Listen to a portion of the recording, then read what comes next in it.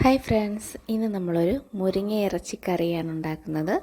ഒയാസ്റ്റർ എന്നാണ് ഇതിനെ പറയുന്നത്. ഇതൊരു കക്കായുടെ ടൈപ്പുള്ള ഒരു ഷെൽ ഫിഷാണ്. നമുക്ക് അപ്പോൾ അത് കഴുകി വൃത്തിയാക്കി ചൂട് കട്ടിയുള്ള ഒരു പാത്രത്തിലോട്ട് എണ്ണ ഒഴിച്ച് കടുകിട്ട് കൊടുക്കാം. അതിനുശേഷം നമുക്ക് സവാള, കൊച്ചുള്ളി, പച്ചമുളക്, ഇഞ്ചി, വെളുത്തുള്ളി ഇതെല്ലാം കൂടെ ആഡ് ചെയ്തിട്ട് നന്നായിട്ട് മിക്സ് ചെയ്ത് അതൊന്ന് വഴറ്റിയെടുക്കണം. വഴറ്റിയെടുത്ത് കഴിഞ്ഞിട്ട് നമുക്കതിലേക്ക് കുറച്ച് മസാലയൊക്കെ ചേർക്കേണ്ടതായിട്ടുണ്ട്. ഇതിപ്പോൾ നന്നായിട്ട് വഴണ്ടിട്ടുണ്ട്. അപ്പം നമുക്ക് കുറച്ച് മുളക് പൊടി, മല്ലിപ്പൊടി, കുരുമുളക് പൊടി, മല്ലിപ്പൊടി ഇത്രയും ചേർത്ത് ഇത്രയും ആഡ് ചെയ്യണം. അത് കഴിഞ്ഞ് നന്നായിട്ട് വഴറ്റിയെടുക്കണം. അതിൻ്റെ പച്ച ചുവ മാറുന്നത് വരെ നന്നായിട്ട് മിക്സ് ചെയ്യണം. അതിൻ്റെ പച്ച ചുവയൊക്കെ മാറുമ്പം ഒരു ചെറിയ അതിൻ്റെ കളറൊക്കെ ഒന്ന് ലൈറ്റായിട്ട് ചേഞ്ച് ചെയ്യും.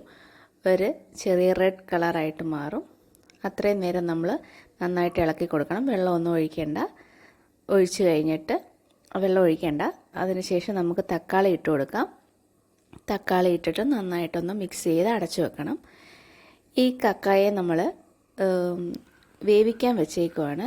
ഇതിനകത്തുനിന്ന് ഒരുപാട് നമ്മൾ വെള്ളം ഒന്നും ഒഴിച്ചു കൊടുക്കേണ്ട കാര്യമില്ല. നന്നായിട്ട് വെള്ളം ഇറങ്ങും. അപ്പം നമ്മളിത് കറി ആയതുകൊണ്ട് തന്നെ ഇതൊരു 10 മിനിറ്റ് ആകുമ്പോഴത്തേക്ക് വെന്ത് കിട്ടും.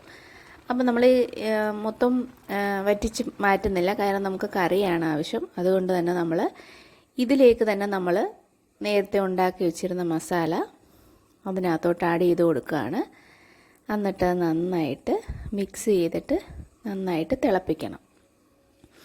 ഇതിൻ്റെ കൂടെ ഇത് ആഡ് ചെയ്തത് നമുക്ക് കുറച്ച് ഗരം മസാലയാണ്. ഗരം മസാല കൂടി ഇട്ടിട്ട് നന്നായിട്ട് തിളച്ച് നമുക്ക് എത്ര കറിയാണോ വേണ്ടത് അതിനനുസരിച്ച് നമുക്ക് കുറുക്കിയെടുക്കാം.